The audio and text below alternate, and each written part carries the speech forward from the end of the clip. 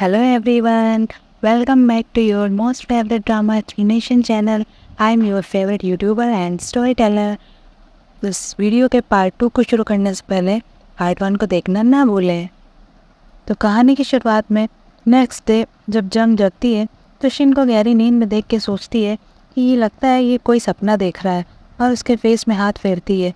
तभी वो जग जाता है तो जंग चौंक जाती है और तुरंत पीछे हटती है, मगर उसके बाल शिन की शर्ट में फंस जाते हैं तो वो ठीक करने की जल्दबाजी में कोशिश करती है तो शिन उसकी इमोशनल होके उसे हक कर लेता है तो और तुरंत उसके बाल सुलझा के उससे कहता है ये ठीक हो गया।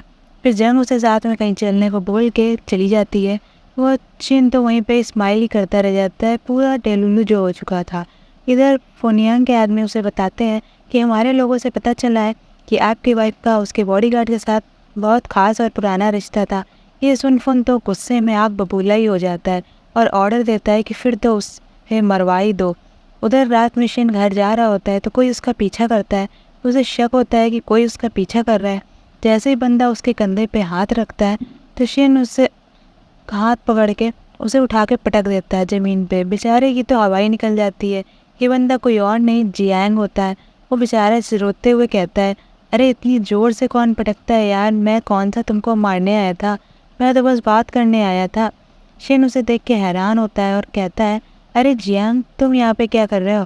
तो शिन उसे अपने घर ले जाता है तो जियांग कहता है, तुम तो यहाँ इतने बड़े घर में भी रह सकते हो जहाँ पे जॉब करते हो, मगर यहाँ इतनी छोटी सी बकवास जगह में क्यों रह रहे हो। तो शिन कहता है, चुपचाप बैठे रहो, फालतू बकवास करनी हो अगर तुमको तो यहाँ से तुम जा भी सकते हो।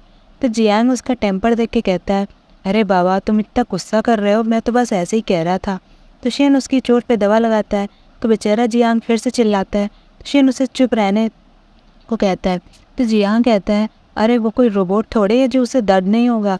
तो शिन कहता है, मर्द को दर्द नहीं होता तो दर्द झेलना सीखो। तो दवा लगाने के बाद शिन उसे घर जाने को कहता है। तो जियांग कहता है, अरे बाहर बारिश हो रही है और तुम घर आए मेहमान से ये सलूक कर रहे हो, ये जरा भी अच्छी बात नहीं है। वो पूछता है, शिन क्या मैं तुमको याद हूँ, मेरी शक्ल देख के क्या तुमको कुछ याद नहीं आता। तभी फ्लैशबैक में दिखाते हैं कुछ लड़के जियांग को बुली कर रहे होते हैं कुछ पैसों के लिए और वो बहुत ज़्यादा ही डरा हुआ होता है।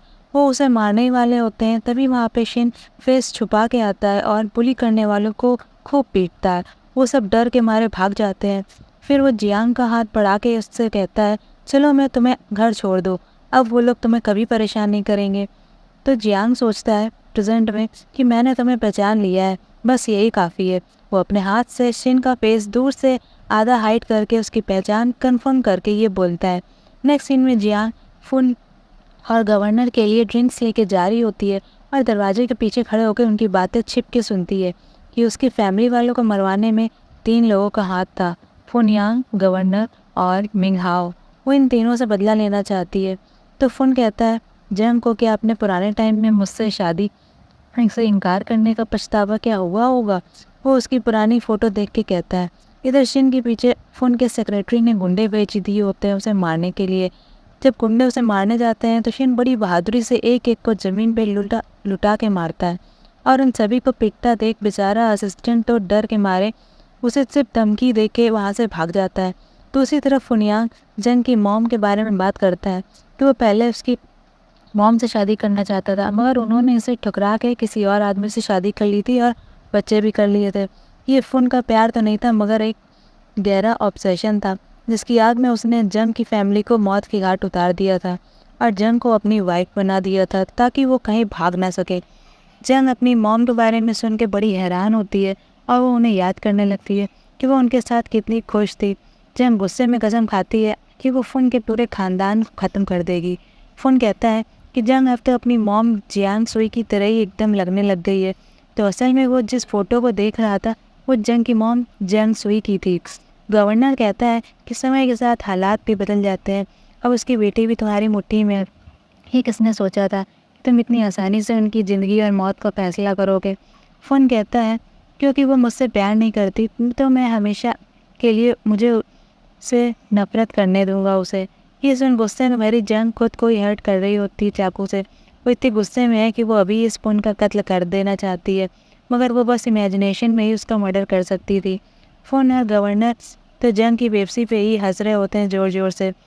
वो उन्हें मारने पे एकदम पागल होती है। तभी शिन वहाँ पे आ जाता है और उसके हाथ में खून देख के कहता है और चाकू छीन के कहता है, चाकू मुझे दो, तुम खुद को हर्ट क्यों कर रही हो। और वो उसे जैकेट पहना देता है तो वो इमोशनल होकर उसे हक करके रोने लगती है।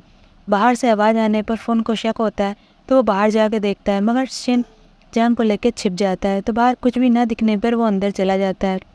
नेक्स्ट सीन में शिन जंग के हाथों पर पट्टी लगाता है। चोट तो जंग को लगी थी, मगर गुस्से में और दर्द में तो शिन था।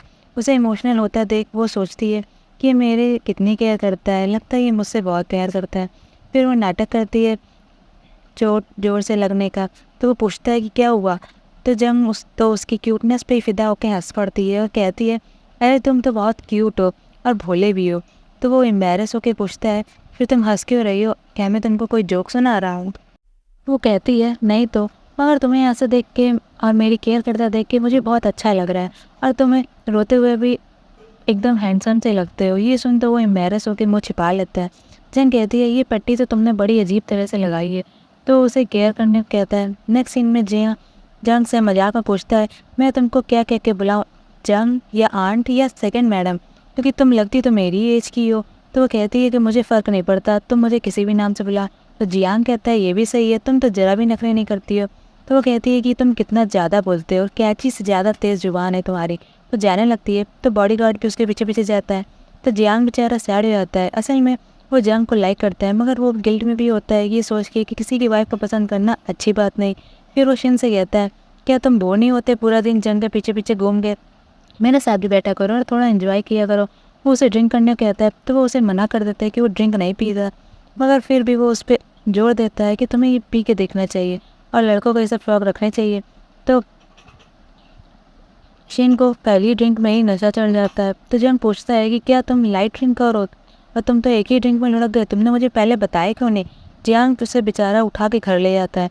नेक्स्ट सीन में जंग रोमांटिक तरीके से शिन की टाई बांधती है और पूछता है कि ये तुम क्या कर रही हो। तो उसे अपने पास खींच के बोलती है कि मैं तो तुम्हारा फ़ायदा उठाने आई हूँ, अगर तुम इतने हैंडसम जो लग रहे हो एकदम मेरे टाइप की। तो वो उसे एक छोटी चाकू देती है खुद की प्रोटेक्शन के लिए। और फिर वो लोग एक फंक्शन में जाते हैं। वहाँ गवर्नर हान की यंग गर्लफ्रेंड शिन को देख के उसके पास आती है और उसे ड्रिंक दे के कहती है। तो वो ड्रिंक नहीं पीता, ये बात जंग को नहीं पता होती है। तो वो उसे इशारा करती है ड्रिंक पीने को। असल में वो लोग वहाँ पे सबूत इकट्ठा करने आए होते हैं, तो उसे ड्रिंक पीना पड़ जाता है। एक घूंट में वो बेचारा बेहोश होने लगता है। फिर वो उसे ले जाती है एक रूम में ताकि वहाँ पे उनकी इम्पॉर्टेंट डील में कोई रुकावट ना कोई खड़ी कर सके। फिर उसको क्लोज जाती है, मगर शिन खुद को ही हर्ट कर रहा होता है ताकि वो बेहोश ना हो पाए, और उसे चकमा दे के भाग जाता है। इधर मिस्टर हान बड़े खुश होते हैं क्योंकि उनकी इम्पॉर्टेंट बिजनेस डील जब पूरी हो गई। तभी वहाँ पर जंग आ जाती है और उसे देख के वो कहता है कि अरे तुम तो अपने आप ही मेरी तरफ चली आई। तो वो कहती है, अगर मैं नहीं आती तो तुम्हें नर्क कौन बजता है। तो वो ड्रिंक पीने जाती है, मगर वो उससे ड्रिंक छीन के खुद पी लेता है जिसमें जहर मिला हुआ था। फिर हान को फ़ोन पर पता चलता है कि एक बंदे ने उसकी अकाउंट बुक चुरा ली है और सामान भी छिपा दिया है बिजनेस डील से रिलेटेड। तो वो गुस्से में कुछ कहता है, मगर तभी वो गिर जाता है और जहर की वजह से, जिसे जंग ने अपने रोज़ के द्वारा ड्रिंक में जहर मिला दिया था, वो समझ जाता है कि अब वो गया कान से। फिर वो स्माइल करती है और कहती है कि उसे तो कुछ भी नहीं करना पड़ा, तुमने खुद ही ये सब सुसाइड कर लिया।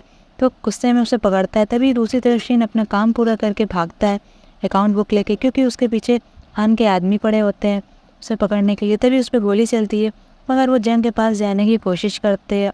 इधर जंग अपनी चाकू से उस हान पे हमला करती है जो चाकू उसे शिन ने दिया था।